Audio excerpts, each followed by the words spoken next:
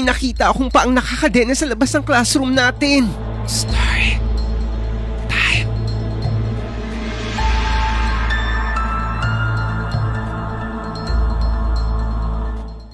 Ako si Richard Carl, o mas kilala bilang Pablo. Gusto ko lang din ibahagi yung karanasan ko na nangyari sa school namin.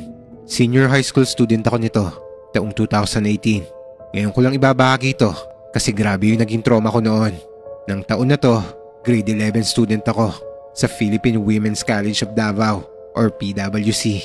Sabado nito at may schedule kami ng practice dahil may event kami sa school at sa school rin kami nagpa-practice. Nang araw na to, buong araw kami nagpa-practice at natapos na lang yun ng alas 6 ng gabi. Pero yung mga tropa ko, nagpa-practice pa rin sila. Magkaiba kasi kami ng grupo at event na sinalihan. Kaya ang ginawa ko na lang, hinintay ko sila kung saan sila nagpa-practice. Ang problema, nalobat ako. Mga 6:30 PM na nito at sabi sa akin ng tropa ko na matagal pa raw sila matatapos. Kaya naisipan ko na munang pumunta sa classroom namin para doon mag-charge. Yung room namin ay nasa 4th floor. Nakakatakot nga dahil madilim na sa mga hallway at classroom kasi walang klase ng araw na to dahil Sabado. Kaya patay lahat ng ilaw maliban sa ground floor.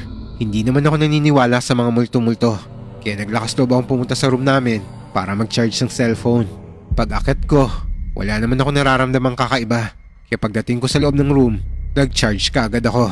Tapos habang naghihintay, nagpatugtog na lang muna ako sa phone ko kasi napakatahimik din talaga ng paligid. Pero maya-maya, nang hininto ko muna yung music kasi magpapalit ako ng song, bigla akong kinilabutan kasi may narinig ako sa labas ng room.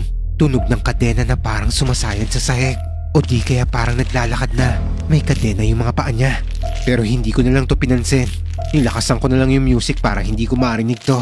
Pero habang tumatagal, mas lalong lumalakas din yung tunog ng kadena. Kaya dito ko na naisipang maglikpit para umalis kasi nakakaramdam na ako ng takot. Pero paglabas ko, may sumitsit sa likod ko. Psst! Napatigil ako at lumingon sa likuran ko. Tinignan ko pa yung kabilang room kasi baka may tao doon. Pero kinilabutan ako nang wala akong makitang tao rito. Nang paalis na ako, may natanaw ako sa dulo ng floor na to. May nakita akong paa na nakakadena yung mga paa niya. Sa takot ko ay tumakbo na ako pababa. Pagbaba ko, may nakabangga akong lalaki.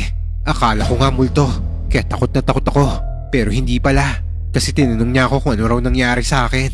Sabi ko, may nakita akong paa na nakakadena dun sa dulo ng 4th floor. Hindi ko na hinintay ang sagot niya at tumakbo na ako palabas ng building. Hanggang ang tunog ng kadena na to ay sinundan ako kahit nasa bahay na ako dahil naririnig ko na yun sa labas ng bintana ng kwarto ko. Natigil na lang ang kababalagan na to nang palagi na ako nagdadasal at nagsisimba kasi alam kong walang ibang makakatulong sa akin kundi ang Diyos lang.